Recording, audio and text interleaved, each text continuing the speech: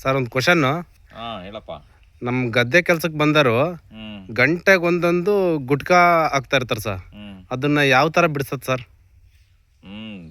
ಇತ್ತೀಚಿನ ದಿನಗಳಲ್ಲಿ ಅದು ಎಸ್ಪೆಷಲಿ ಗ್ರಾಮೀಣ ಪ್ರದೇಶದಲ್ಲಿ ಗುಟ್ಕಾ ಅನ್ನೋದು ತುಂಬ ದೊಡ್ಡ ವ್ಯಸನವಾಗಿ ಮೂಡ್ತಾ ಇದೆ.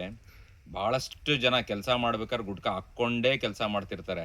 ಅದು ಯಾವ ಮಟ್ಟಕ್ಕೆ ಹೋಗಿರುತ್ತೆ ಅಂತ ಹೇಳಿದ್ರೆ ದಿನಕ್ಕೆ 10-20 ಆ ರೀತಿ ತಗೊಳ್ತಾ ಇರ್ತಾರೆ. ಮತ್ತು ಅವ್ರಿಗೆ ಬಾಯಿ ತೆರಿಲಿಕ್ಕಾಗೋದಿಲ್ಲ. ಅಂದರೆ ಸ್ವಾಭಾವಿಕವಾಗಿ ನಮ್ಮದು ಅಟ್ಲೀಸ್ಟ್ ಬಾಯಿ ಓಪನ್ ಮಾಡಿದಾಗ 4 ಬೆರಳು ಹೋಗ್ಬೇಕು. ಈಗ ನೋಡಿ, ನಮ್ಮದು ಪ್ರಾಬಬಲಿ 5 ಬೆರಳು ಆರಾಮಾಗಿ ಹೋಗುತ್ತೆ.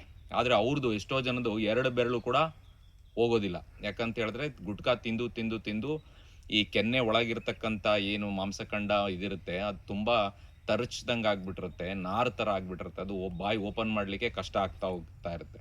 ಸೊ ಹಾಗಾಗಿ ಅದು ನೆಕ್ಸ್ಟು ಕ್ಯಾನ್ಸರ್ ಆಗಿ ಪರಿವರ್ತನೆಗೊಳ್ಳೋ ಸಾಧ್ಯತೆ ಇರುತ್ತೆ. ನಮ್ಮ ದೇಶದಲ್ಲಿ ಹೈಯೆಸ್ಟು ಗಂಡು ಮಕ್ಕಳಲ್ಲಿ ಕ್ಯಾನ್ಸರ್ಗೆ ಓರಲ್ ಕ್ಯಾನ್ಸರ್ಸೇ ಕಾರಣ. ಗುಟ್ಕಾದೇ ಒಂದು ಪ್ರಮುಖ ಕಾರಣ ಆಗಿರುತ್ತೆ. ಹಾಗಾಗಿ ಅವ್ರಿಗೆ ಬಿಡಿಸ್ಲಿಕ್ಕೆ ಒಂದು ಉಪಯೋಗ ಅಂತ ಹೇಳಿದ್ರೆ ಕ್ಯಾಲೆಂಡರ್ ಮೆಥಡ್ ಅಂತ ಹೇಳ್ತೀವಿ.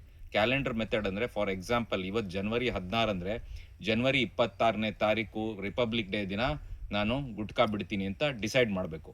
ಡಿಸೈಡ್ ಮಾಡಿದ್ಮೇಲೆ 10ರಿಂದ 9, 8, 7 ಈ ಥರ ಒಂದೊಂದೊಂದು ಕಡಿಮೆ ಮಾಡಿಕೊಂಡು 26ನೇ ತಾರೀಕು ಸ್ಟಾಪ್ ಅಂತ ಮೊದಲೇ ಬರ್ಕೊಂಡಿರಬೇಕು. ಜೊತೆಗೆ ಮನೋವೈದ್ಯರ ಭೇಟಿ ಮಾಡಿಕೊಂಡು ನಿಕೋಟಿನ್ ರಿಪ್ಲೇಸ್ಮೆಂಟ್ ಥೆರಪಿ ಅಂತ ಹೇಳ್ತೀವಿ. ಅಂದರೆ ಆ ನಿಕೋಟಿನ್ ಇರತಕ್ಕಂಥ ಒಂದು ಲೊಸೆಂಜಲ್ಸ್ ಅಂತ ಪೆಪರ್ಮೆಂಟ್ ಥರ ಬರುತ್ತೆ, ಜೊತೆಗೆ ಪ್ಯಾಚ್ ಒಂಥರ ಬ್ಯಾಂಡೇಜ್ ಥರ ಹಚ್ಕೊಳ್ಳೋಂಥ ಪ್ಯಾಚ್ ಬರುತ್ತೆ. ಇದು ಹಚ್ಕೊಳ್ಳೋದ್ರಿಂದ ಮತ್ತು ಆ ಲೊಸೆಂಜಲ್ಸ್ ತಿನ್ನೋದ್ರಿಂದ ಅವ್ರಿಗೆ ಗುಟ್ಕಾದ ಬಗ್ಗೆ ಗಮನ ಸೆಳೆತ ಕಡಿಮೆ ಆಗುತ್ತೆ. ಸೊ ಹಾಗಾಗಿ ಅವ್ರಿಗೆ ಬಿಟ್ಟಾಗ ಏನು ಒಂಥರ ಚಟಪಟಿಕೆ ಇರುತ್ತೆ ಅದು ಕಡಿಮೆ ಆಗ್ತಾ ಬರುತ್ತೆ. ಸೊ ಹಾಗಾಗಿ ಈ ಥರ ಕ್ಯಾಲೆಂಡರ್ ಮೆಥಡು, ನಿಕೋಟಿನ್ ಪ್ಯಾಚು, ಲೊಸೆಂಜಲ್ಸು ಬಳಸೋದ್ರಿಂದ ಮತ್ತು ಸರಿಯಾದ ಮನೋವೈದ್ಯರ ಒಂದು ಕೌನ್ಸಿಲಿಂಗ್, ಆಪ್ತ ಸಮಾಲೋಚನೆ ತಗೊಂಡ್ರೆ ಅವರು ಗುಟ್ಕಾ ಬಿಡಲಿಕ್ಕೆ ಭಾಳಷ್ಟು ಸಹಕಾರಿಯಾಗುತ್ತೆ. ಇದನ್ನು ಸರಿಯಾಗಿ ಪಾಲಿಸಿದ್ರೆ ಎಷ್ಟೋ ಕ್ಯಾನ್ಸರ್ಸ್ನ ತಡೆಗಟ್ಬೋದು, ಎಷ್ಟೋ ಸಂಸಾರಗಳು ನೆಮ್ಮದಿಯಿಂದ ಇರ್ಬೋದು. Thank you.